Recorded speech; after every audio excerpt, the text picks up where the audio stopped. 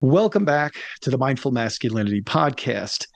In the masculinity conversation, it often feels like the loudest voices win, not because they're the most accurate or the most helpful, but because they're the easiest for men to digest. And as I wrote this week, the smartest kids in the male crisis classroom don't always get the most attention. Even when someone has really good research, they've got empirical evidence. I'm thinking of academics like Dr. Ron Levant, Dr. Niobe Way. And what you find is how we share our knowledge with the public strongly determines how it's received, how it's understood, and how men act on it. Damon Mitchell, my special guest today, responded to that essay with a line that really nailed what I've been circling around. The best voices don't necessarily have a perspective problem. They probably have a marketing problem. In today's attention economy, the messages that spread the fastest are pithy, punchy, well crafted phrases. Think provider, protector, procreator, or let them. Some messengers frame masculinity issues as a problem coming from over there, something I'm not responsible for. These messengers surround themselves with the men are victims crowd, the it's not fair voices. Other messengers operate in the men are the problem crowd. I find that some of the most useful ideas for men's liberation actually comes from feminism. But if you pair those ideas with certain words and phrases, what men hear is not a way out of the man box, but accusations about how broken men are. Words like patriarchy can be a non starter, even if what you really mean is an operating system. Alexithymia can sound like a pathology versus introspection. As Damon so eloquently said it himself when he was commenting on my most recent essay, this battle to liberate men is kind of like climbing the Mount Everest of persuasion. So today's episode is about manly linguistics, words and phrases that invite men in, words that shut them down and or shut them out.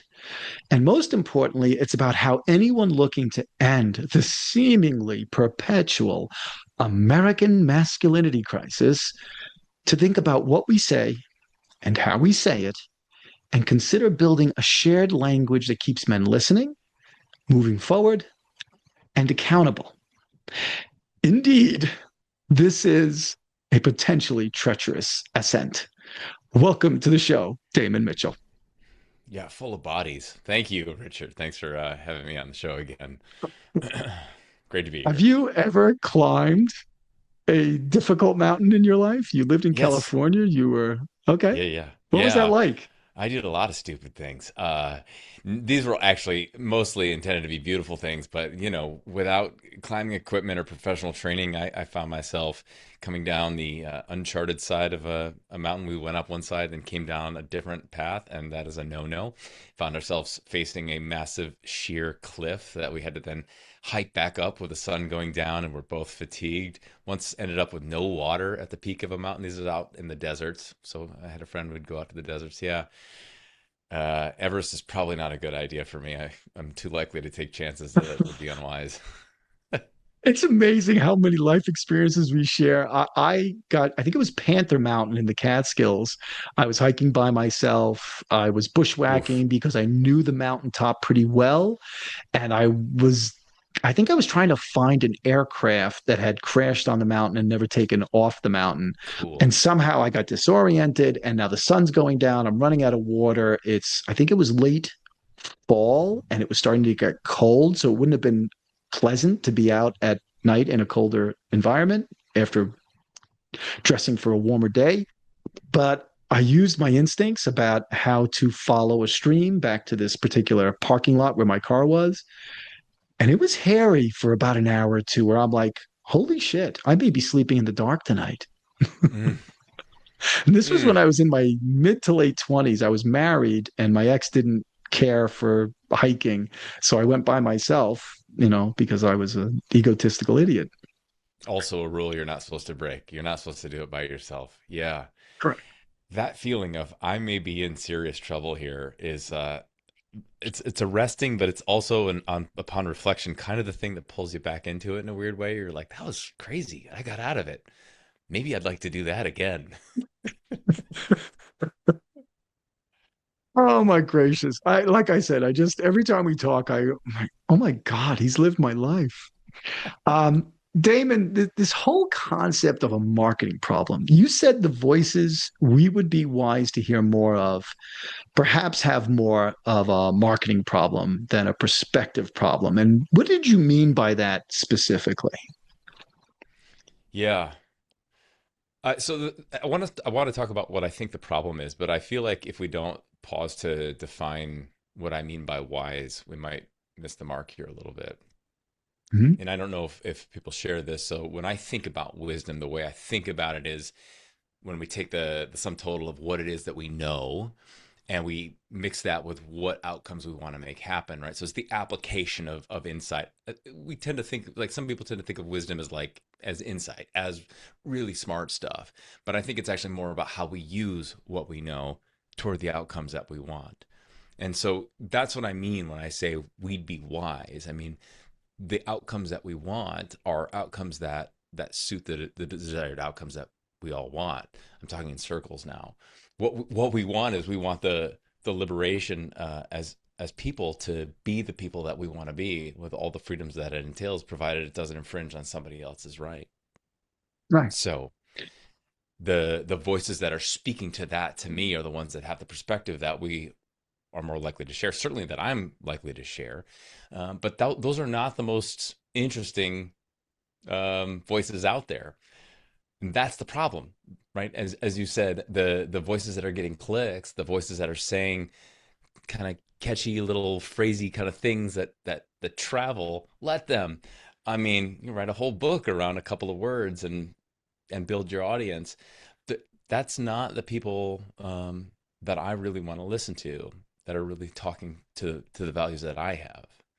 Watching Ron Levant speaking with three other individuals on that PBS commentary, the only person who really kind of stood out to me is maybe having some of Scott Galloway's skills. Scott is extraordinarily talented in marketing his ideas, coming Sure. up with catchy ways to say things. Certainly, his ability to like lock in knowledge and then spit it back out quickly in a manner that's ready for the attention economy.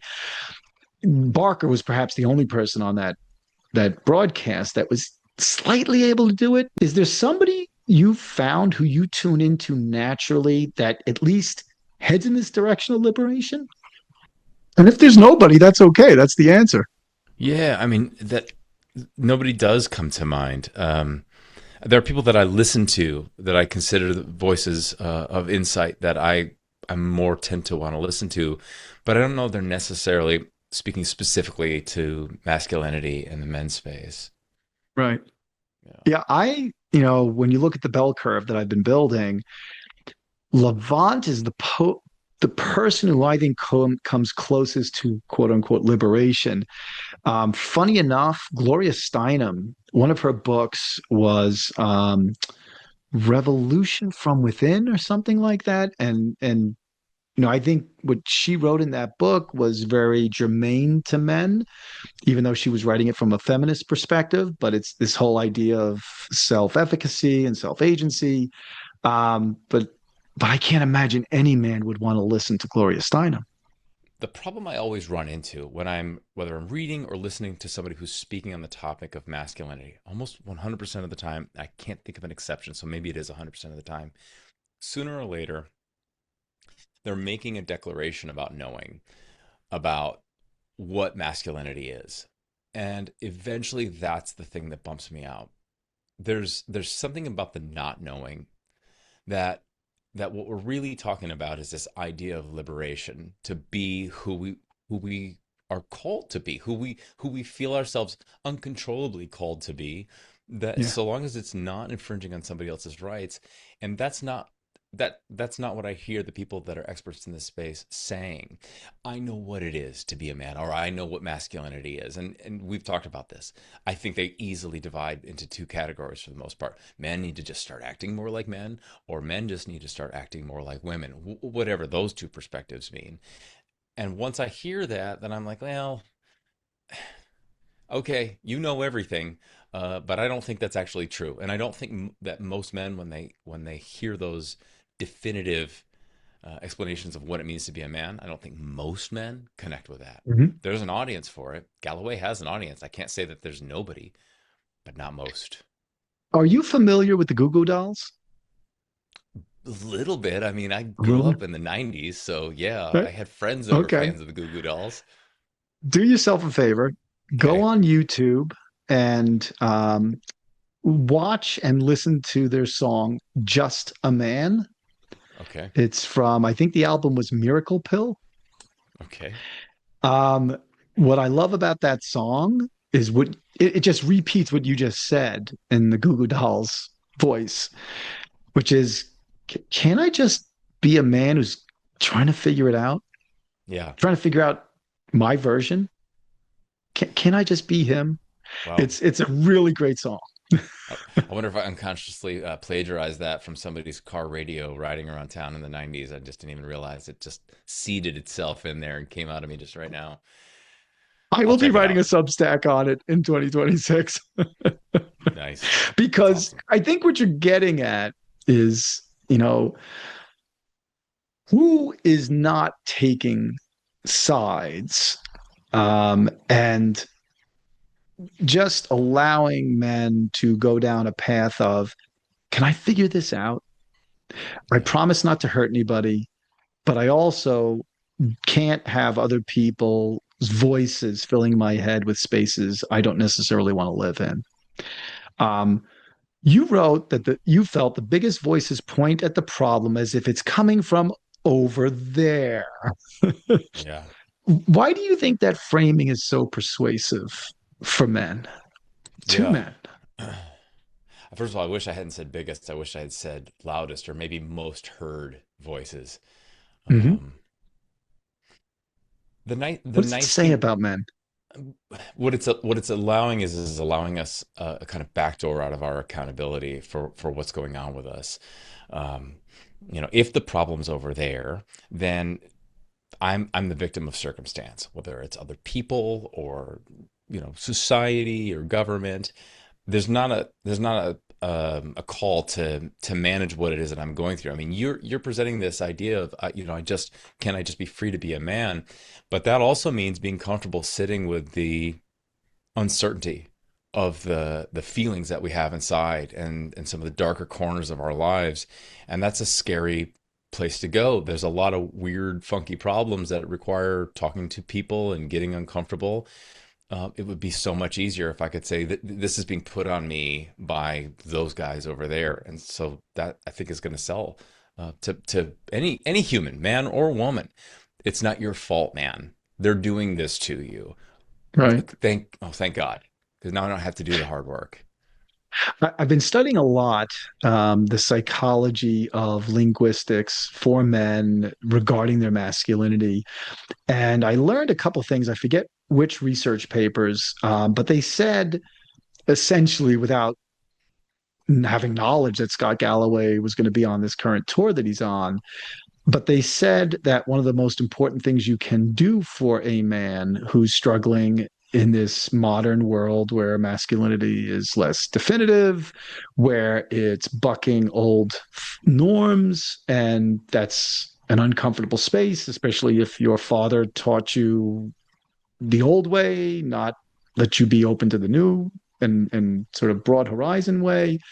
Yeah, Um, and when I listen to Scott talking about certain things like, hey guys, I know it sucks, um, the big tech guys are after you and they're gonna addict you to social media and your phone, which hurts your ability to get out in the world. And all of us baby boomers took all the wealth and consolidated, and it's so much harder for you. And I kind of hear that, and I have a dual reaction to it. I have the reaction of, I why are you giving us an out?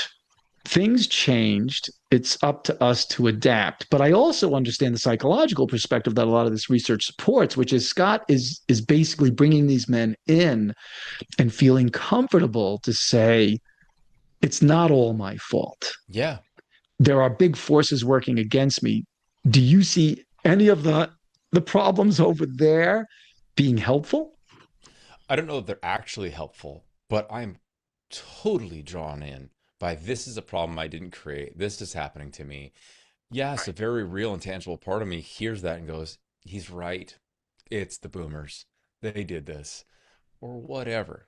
I mean, just hearing you say it right now is the warm blanket of comfort that it probably I shouldn't wrap myself in. But I felt that as you were saying it. He's very effective in that. And I wonder, I would love to interview him. I would love to ask him how much of what your patter has become is specific to tapping into that part of the psyche that allows a man to then listen to the rest of your advice. Because there's certainly effective ways to bring people in. I know that in many ways, I am not effective for a lot of men. They're very turned off by my gender equality push. I know women who tend to get upset with me because they feel like I'm saying to women, you need to help men.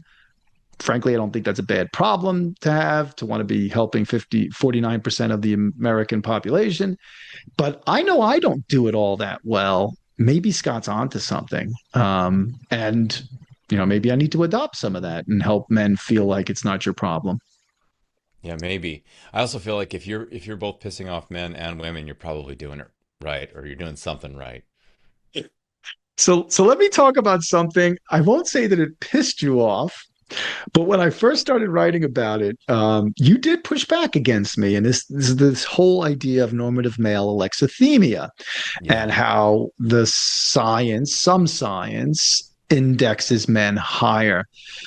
What exactly feels off for you when you hear people like Ron Levant and Richard D'Ambrosio saying the way we socialize men um, probably is creating some kind of emotional, intellectual, mental issue that creates problems for them?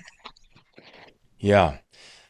So I have two responses to this concept, and they're at different sides. And one is yes, I kind of see this. Yes, I do kind of see this, and also I can think of examples, and I have men that are in my life that are exceptions to this. And so I don't know what the big data says about this. I'm Right. tempted to say it's probably true that this is something that men tend to index higher for, um, but I worry about what this kind of language does as far as pulling men into the conversation, and that's not useful as we Right. shame or perceptively shame men, then we lose them from the conversation, and now who's left to figure out what's most wise, that what do Right. we really want here? You leave it to the voices we've been talking about, the ones that we're concerned about, the ones that have the three P's are the only thing you need to know, and You'll the be thing, the fine. people, Yeah. yeah, the oversimplification, the very clickable statements, and all the people that know So, everything. so here's Scott Galloway kind of saying to men, um, and I guess what Scott talks about in terms of what's happened in the modern workplace is applicable to both men and women. But he's specifically trying to say to men, it used to be easier for you to be a provider. It used to be easier for you to take on that role that your dad may have had when he was the breadwinner. Um, so, in some respects, he's essentializing to men, this was your role. In many respects, it is still seen in America as your role, but it's not your fault. Is there a way to look at alexithymia and say, don't pathologize yourself? Maybe it's an explanation of why you have a struggle opening up to men, why the woman in your life says things like, tell me what you're feeling. Is it a way for men to not beat themselves up for something that they may have, but something that they can then build a playbook to, improve their ability to be close to their kids, have an emotional connection to their partner. Is it linguistics that helps them get there?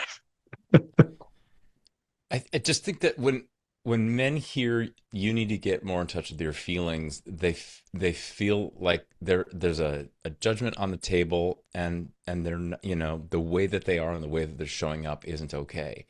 And I think we Right. lose right. It's like it is both true and alienating for them to the conversation. And I share this. I mean, I've said as much. I think there's a kind of pathologization going pathologizing going on We are with, pathologizing. Yeah. yeah, when we ascribe this sort of like essential nature to men. What I hear is I hear it and I hear, so what?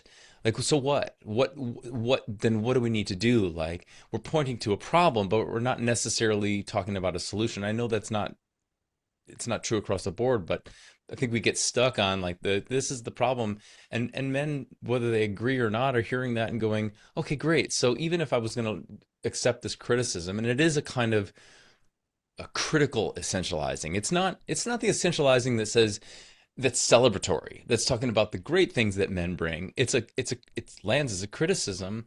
Um, we want, if even if we're going to agree that that is something that I'm concerned about as a man, well then what do I do about it? Do I just need to Right. break into tears right now and I should cry in front of anybody? Is that going to, because men are in touch with their feelings. They're absolutely in touch with anger. Yeah.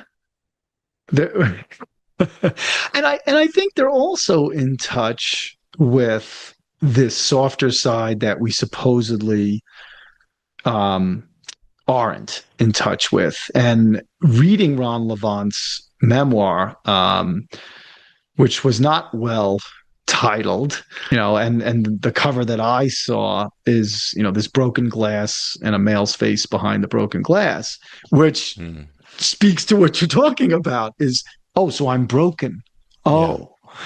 And I think we saw a lot of that in 2025 with all the articles that were being written about things like man keeping, that men were being repeatedly told, you are putting all this stress on your female partner because you're not in touch with your feelings. And I don't think that went well for the cause of male liberation and gender equality. Yeah, you'll get no argument from me. I mean, that is central to my concerns about what's happening in the Yeah. conversation around men. We're not pulling them in, we're pushing them Yeah. out. Which is a really interesting. I love what you just said because what Gary Barker said in that PBS commentary, at one point he was talking about the Me Too movement, and he said that, the way a lot of men, especially younger men, responded to the Me Too movement was, so great. You're calling me out for this thing that men do, but what are you calling me into? And I think what Gary was trying to say, and he's the president of Equimundo. They do a tremendous amount of global research on men and masculinity, not just the United States. I think I think it's a pretty apt assessment. How did you feel about that phrase by Gary as a linguistic explanation of what men are going through? And Mhm. have you started to think about what does calling in sound like in a real man's life? Yeah, yeah, I have. Thank you, by the way, for sharing that with me. Um,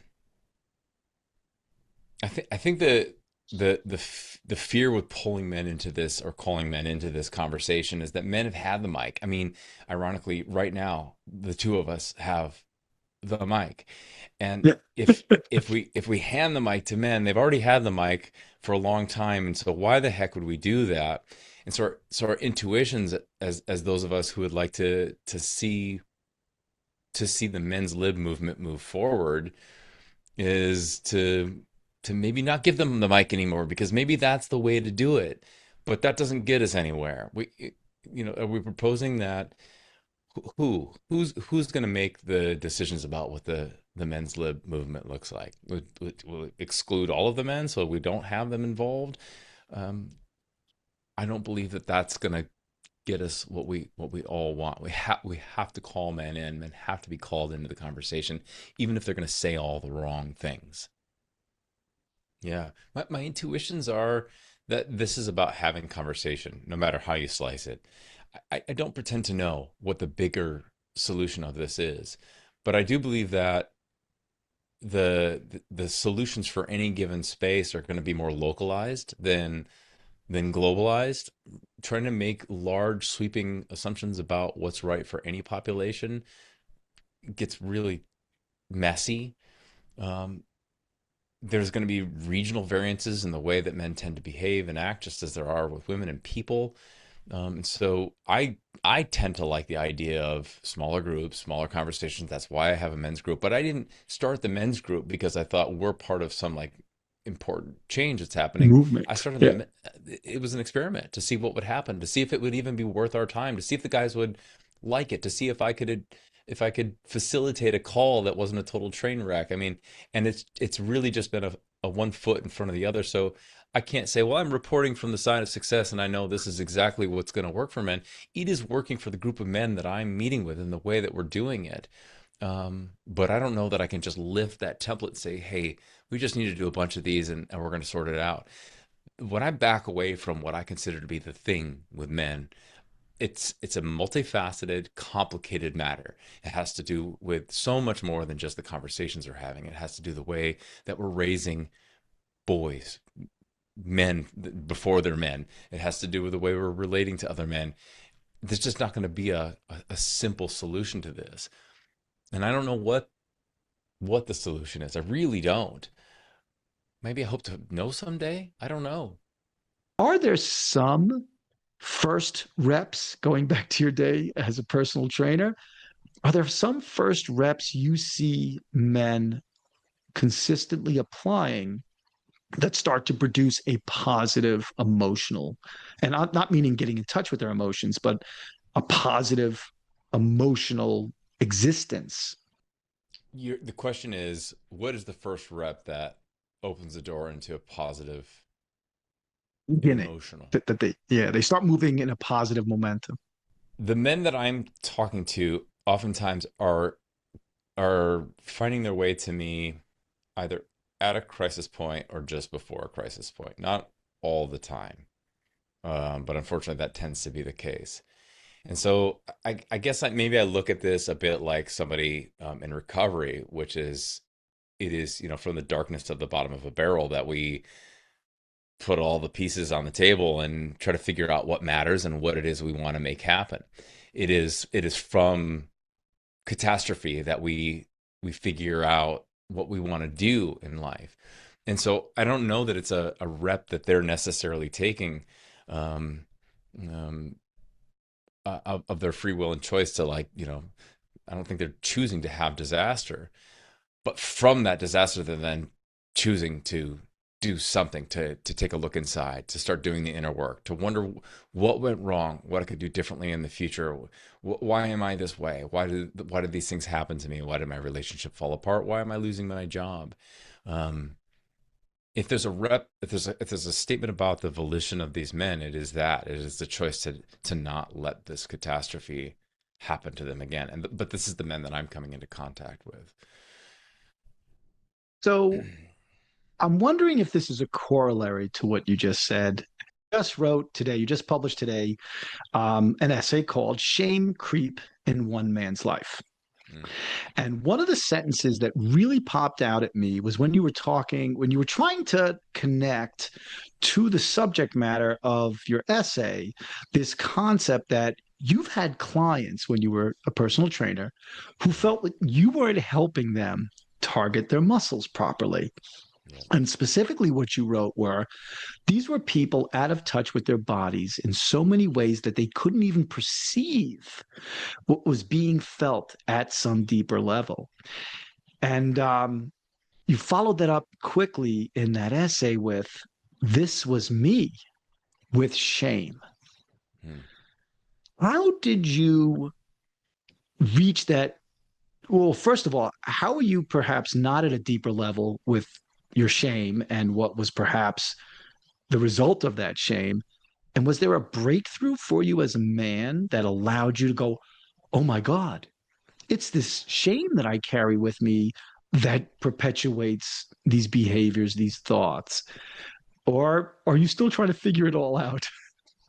Yeah, it feels like a slow burn, to be honest. I mean, this is kind of core to the essay that you're referring to, by the way. Thank you for reading that. Thank you for referring to that. I remember before I decided I needed to stop drinking, I had a friend who went through his own sobriety. And I remember sitting with him, sitting in the middle of a mall, and he was sharing with me some of the difficulties of the life he'd been living and the life he started to live. And it, when he got to the word shame, he choked up and he started crying. And I remember thinking, because he was expressing how much shame he felt. And I really didn't understand. I knew that this was something to do with addiction or had something to do with abuse. I was still lost in my own behaviors at that point. But the fact that that happened stuck with me. And even as I came into my own sobriety, I couldn't really have told you a story about shame. It wasn't like I would drink or party and then I would feel shame and I would notice that shame.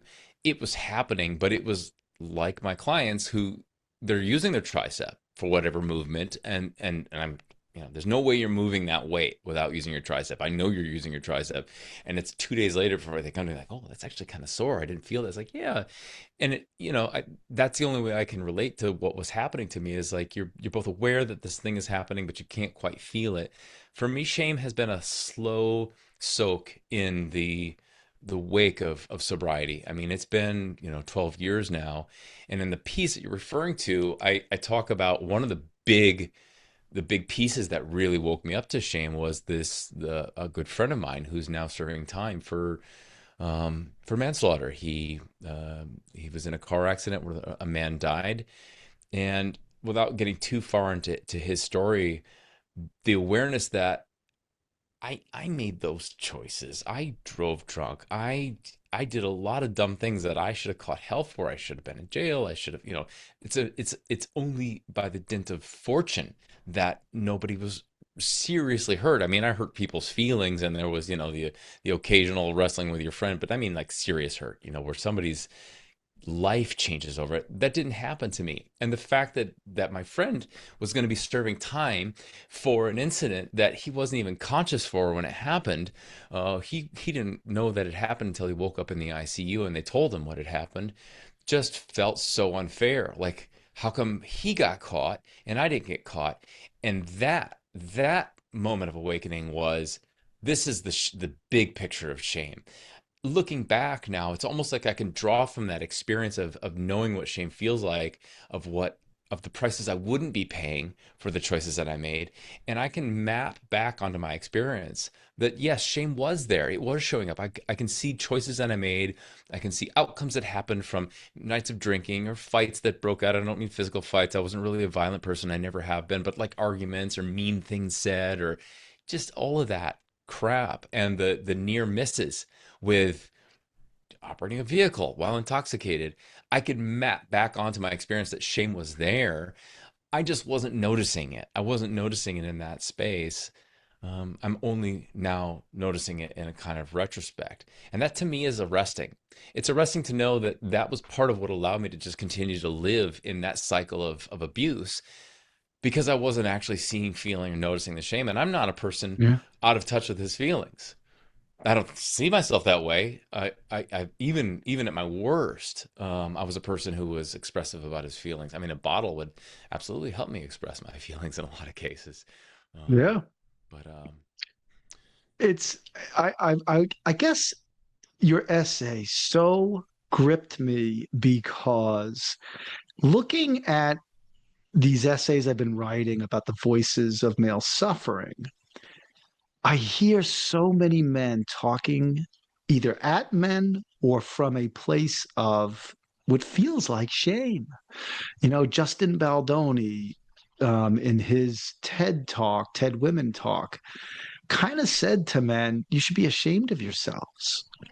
mm, Yes, he offered a way out in his talk, but it was to me it was heavily laced with shame. Terry Real is very honest with men and said, the only way out of this is for me to shame you in psychotherapy with your wife in couples therapy. I'm going to make you ashamed of the shitty person you are because you're here to get better and everything else has failed. Um, to some degree, Michael Kimmel played the shame game more humorously. The dual, the mind body dualism, the necktie is a noose around the neck and it points to the penis. I mean, seriously, it kind of reduces men to this kind of shameful, dopey object. Um, I don't know that I think I see a lot of shame in Ron Levant's memoir. He's very ashamed of what he did until he started to figure himself out. Um, do you feel like shame or any words or phrases that present the possibility of shame for a man is just, a no go? Don't go there? Or is it potentially productive? I suppose it depends on the person who's presenting this. If my wife sits me down and explains something that I've done that hurts her, I mean, she doesn't have to really shame me. I'm gonna Right. feel the shame. I don't know this for certain, but my sense of it is shaming people's generally not going to be effective. There's a utility in waking people up to the shame that they're ignoring or maybe not seeing or feeling for either out of ignorance that they've done something that hurts somebody else or their inability to be with that difficult emotion all day long, helping people wake up to that in whatever way. But shaming them as a tool is, I just don't believe that's going to be effective. That is exactly how you get men to stop listening and gravitate towards voices that are telling them that this isn't your fault. This is Right. happening to you from other people out there. Right. I tend to agree with what you said, and I know that is definitely my instinctive reaction to a lot of this stuff is you're shaming me. That's really the productive way for me to examine myself, constructively, seriously, by making me feel like I'm immature, that I'm not fully developed as a man. I've never felt that that's been productive. Never telling someone how they should feel doesn't work in any context. If it's true, if there's shame there to be felt, then providing a pathway for them to experience that in their own terms is super effective. Yeah. Um, but nobody's going to listen to that. You should feel happy right now, Richard. You should be upset about this thing right now. This kind of, as they say in psychology, shooting on people about what their feelings are. I don't see that. That's just a non-starter. Yep. It's not going to get us what we want. Healthy, healthy-minded men, free to show up in the way that feels best for them, that they're called to be. So to wrap this up, I want to play a little game with you. Um, I Okay. want to throw I want to throw some hot words. Some of them are phrases. I want to throw them at you. And based on your personal male lived experience and what you see in your men's group, I want you to kind of think about what do you think most men or the average man hears when he hears this word, these phrases, um, and how productive they could be, and if you feel like there's a word that doesn't work, what might you want to replace that word with? I want to test this out with you and see what comes out. Sort of, I guess this is our Rorschach test. Okay. You Okay, this get is me an easy one. prepared to cut this from the conversation. I'm going to do my best here. You're going to give me a Yep. word, and I'm going to respond to that word. Is this And you're essentially gonna what we're doing? respond and say, I think this is what most men hear when they hear that phrase, I see. based on Okay. my lived experience, being around men, Okay. running my men's group, coaching men. Okay, so Okay. the first one's an easy one: Okay. patriarchy. Men are part of a secret cabal that is controlling the world, and they're all in on it.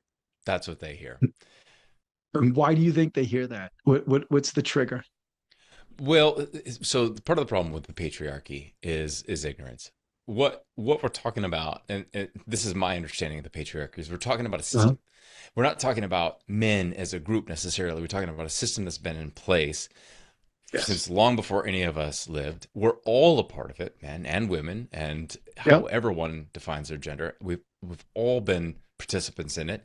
Um, And contributors. Yep. yeah, absolutely. And we've all been complicit, and it's up to all of us to try Listen, to fix it, which is a really messy thing to say, but that's not how it lands for men. It sounds like you're part of a cabal, you're all mustache twisting, and you're bad. You're the bad guys.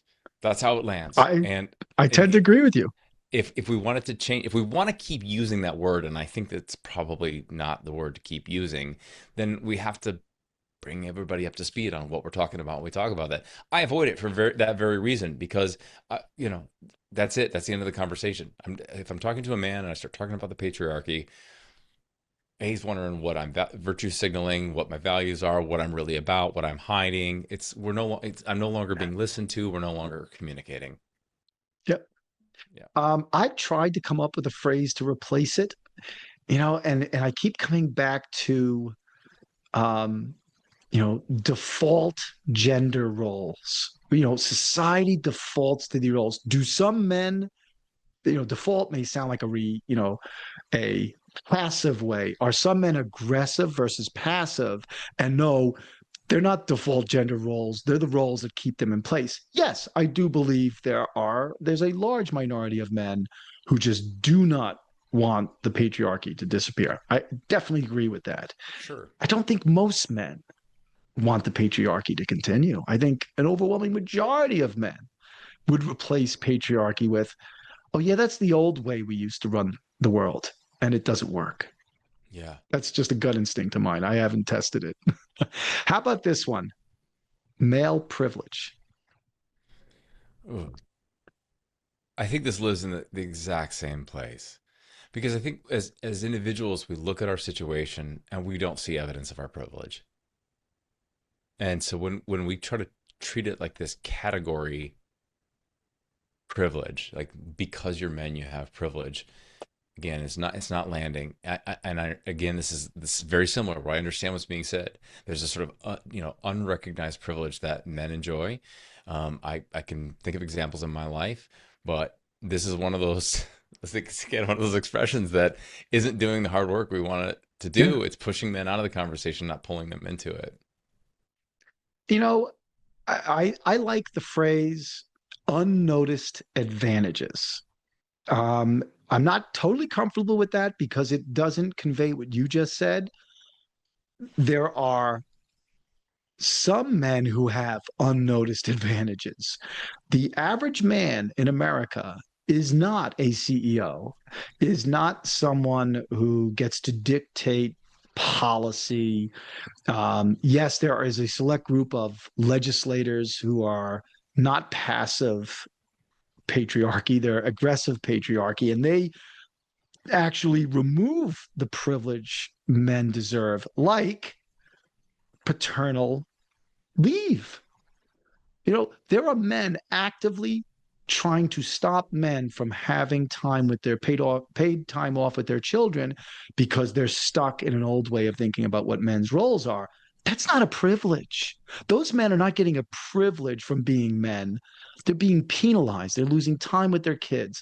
They're losing, the ability to connect in a way that also makes them more nurturing. That's not a privilege.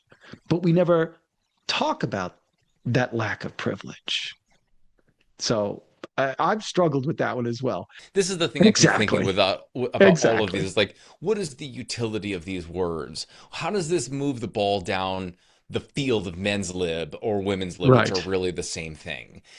I Yeah. don't. That's what I don't get. Like casting aspersions, creating divisive, feelings of division. I just don't. I mean, unless you're selling clicks or you're selling books, I just don't understand the value of that.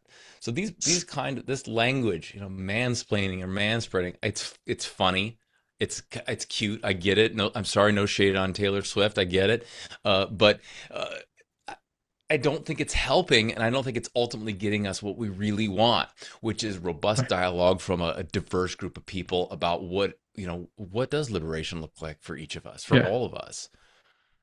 So, how do you feel about the potential with men of the use of the word liberation?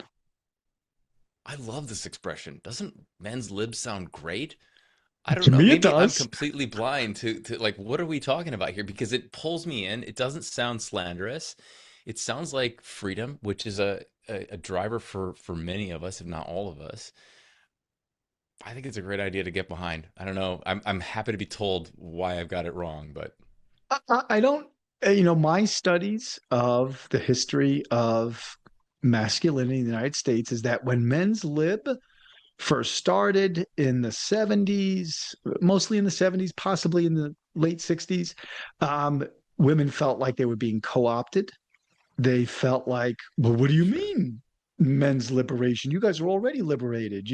And back then we were the ones who could get credit. We were the ones who could get a loan from a bank to own a house. We were the ones who had a lot more opportunity. There was a tremendous imbalance at the time. So I understand why initially that phrase was like, what the hell are you talking about? And for some reason, I guess the backlash is why that's been pocketed and really not used. Let me try a different word on you Wait, in the wait, wait, same wait, wait, vein. wait. Before you go, What? because Okay. that to me doesn't sound like anything I want. Where if my wife's gonna have a credit card, it's got to be under my name. Which my mother did not have her first credit card, I think, until like the '80s under her own name. She didn't have to have my father's participate. Like that isn't any kind of liberation for me. In fact, that's a very clear lane of operation. That isn't the Yeah. liberation of men. That is the confinement of Right. men. That is the essentialization of this is your lane, stay in it. While and of course, I want women to have women's lib. Like, yes, I'm a big supporter of that. But it's not going to happen. We're in a world where men are forced to stay in some static role that they've always been in. We have to liberate everybody. I agree. I think I wrote that in one of my essays. If one person's or one group's rights are limited, all of our rights That's are right. limited.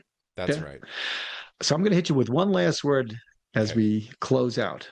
All right. How do you think this word would land with men? Revolution. Oof. I think people love a revolution. I mean, it's such a great marketing strategy. We were talking about like the language of marketing. Well, that's what this is about. Yes. I mean, so you know that I, you know that I have a men's group, but you also know that I have a men's meetup, which I call Taco Bros Day, where we get together with guys around here in Playa del Carmen, where I live, and we just have tacos once a month. And the way I sell it when I talk to a guy is, "This is about a revolution," and they lean in every time I say that. It just sounds like, oh, we're gonna get up to no good here, you know. Um, Right. I think that's a great Now, word. now, of course, we're not instigating a revolution against equality. It's a revolution against all of those words and phrases that you and I felt are inhibiting progress. Yeah, It's the revolution against male dominance. It's the revolution for true equality between the genders. It's the revolution of not raising boys so that they struggle to understand, oh, I just got angry because my girlfriend made me ashamed of myself. That's not appropriate for me to get angry from shame. I should process the shame and try to do better. I should yeah, use the shame for a productive use versus this thing that I see all my male friends do, which is anger is the way to respond to everything. That's yeah, the revolution. yeah, yeah. Nicely put. I, could we sell it? I mean, I think if revolution's mixed in there somehow, it's going to sell pretty well. But then you have to be clear about what you mean. Are we talking about burning it all down? Right. Yeah, Yeah. No, we're not. We don't want to burn down all the progress, but we do want a revolution against the norms that are so resistant to change. yeah, When I wrote two falls ago in Substack. I asked a bunch of women on Facebook because I guess I have more female followers on Facebook than I do men. And I said, ladies, be honest with me. What's the number one thing that makes you think of your guy when you hear the word masculine? And almost to a woman, the 20 or so women who chose to respond said, protector. yeah, That's a male norm that yeah, we are called to be. And I know every woman that I've been with since my divorce, protector has been important to them. And is that a privilege for me to be the protector? Is that the guy who's going to get the knife blade so that you can live? Is having that instinct a privilege? I don't know that I could be any person other than the one to stand in the way of the knife blade. I just feel that's my gut instinct, Mm. but it's not a privilege, and it's an example of male norms for which we need to have a revolutionary examination of. Yeah. That's the most that I can come up with right now. Hmm. So I'm I, going to hand that back to Don Draper, and I'm going to ask the madmen to work on that ad campaign. ah, I want to respond to this a little bit if I can. I know we're trying to Yeah. wrap this up. So I do not respond to the role of protector. Okay. That there's a part of me that does, but I've never been trained to fight. I don't know how to fight. Mm-hmm. I'm if somebody wants to have a violent encounter with me, the first thing I'm going to do is try to get away. When my wife and I used to go out and drink, now she's the feisty one of the two of us, and she's the one people should be afraid of. When we'd be out and there'd be some guy who'd be messing with her, either flirting with her or teasing her, messing with her in some way. One of the ways I'd shut it down is I'd look at him and I'd say, "You can keep doing this, but I want you to know when she flips." You're not going to see me defending you. You're going to see the back of my head walking out of that door. And that would usually get him to knock it off. And it was only slightly humorous. I knew that you do not want to upset this woman, because there will be nothing I can do to pull her off of you, and you're not going to like what happens. Um, Right. that's how we are in our relationship, and I have never needed to prove otherwise. Now I do understand what you're saying, and Yeah. I do feel a kind of primal. I think most men I know believe they could throw a fist and do it well, even if they've never been trained. I feel Or, that or at stupid least, instinct. or at least that it would be their instinct. Yeah, that's Not my instinct. necessarily that they would be good at it, but that Yeah, their instinct is, I got to throw that punch to defend this situation. Yeah. yeah. I could somehow, from watching, Jean Claude Van Damme movies in the '80s, summon the will to fight. I saw Enter the Dragon, and I could just manifest that. And there's a foolish part of me that believes that, and a wiser part of me knows damn well better. I always say to women, because I'm 5'9", because I'm 190 pounds, and you are 6 inches shorter than me, 5 inches shorter than me, and maybe 40, 50 pounds less than me, I can understand why I'm a bigger obstacle to someone coming at us than you would be. Yeah, And I strictly make the decisions I make because of the size difference. yeah, If someone's coming at us, I'm going to be the biggest challenge to that person, not you. And it's not because you're a woman. It's literally, I actually dated a woman who was a kickboxer. And I think in a wrong situation, she probably would have been more effective taking someone out than I would have been. yeah, She had taken kickbox lessons. She was getting good at it. She wasn't competing. She was competing at the gym that she was working out at. But let me tell you, she probably could have gotten a roundhouse on someone's chin. yeah, I yeah, couldn't. yeah. I'd like to see that happen. No, I wouldn't. I'm joking, but it would certainly be interesting. So, with that, we're going to wrap up another 45 minutes to an hour. Any last thoughts before we go Yeah, I feel about like linguistics? about linguistics. This is, yeah, central to what we've been talking about is the language we use and whether it pulls people into the conversation or whether it pushes them out. And if I haven't said it enough times in this conversation, my big concern about the language we use is that too often we're pushing people out of the conversation. And I Yeah, don't believe that's what we really want and what we really yeah. need. That is not our wisest self in that moment. I totally agree, and you could see it in our politics today. We've labeled certain words are them, certain words are us, regardless of the empirical proof otherwise. And that's destroying this country. So I totally agree with you. Yeah. Damon, as always, I can't wait for the next 30 days for us to come up with our next podcast idea. Each one of these discussions just builds on the previous one. And I just cherish you as a human being and someone in my life. And I just always want you to know just how much I admire you, both as a human and specifically as a man. Oh, man, thank you for saying that. I share those sentiments. I'm also looking forward to our next conversation. And yeah, and of course, the conversations we'll have between now and then, It, both on it Substack and might all. write, it might be right around when I'm writing about Jordan Peterson. So think about that. I can't wait for it. I was just thinking, I can't wait to hear what Richard has to say about Jordan Peterson. There's a lot of conflict for me there with Jordan. So I can't wait to Oh, well, hear I it. wrote a little bit about him when I wrote about David French and his little That's tete-a-tete right. with That's Jordan. So I'll expand on that. looking forward to it. Thank you again, my friend. Thank you, brother. Always.